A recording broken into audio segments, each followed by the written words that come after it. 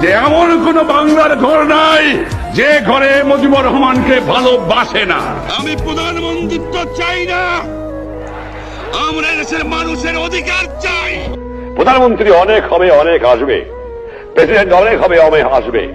তোমরা সৎ পথে থেকো, মাতৃভূমিকে ভালোবাসো, আর যেখানে অন্যায় অবিচার দেখবা চরম আঘাত করবা, ন্যায়ের পক্ষে দাঁড়াবা, গুরুজনকে মেনো, সৎ পথে থেকো, শৃঙ্খলা রেখো, তাহলে জীবনে মানুষ হতে পারবা।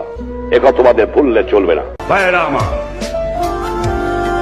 আপনারা যদি মনে করে থাকেন স্বাধীনতা নিয়ে এসেছেন, আপনাদের কাজ খতম হয়ে গেছে, সেটা ভুল করা হয়।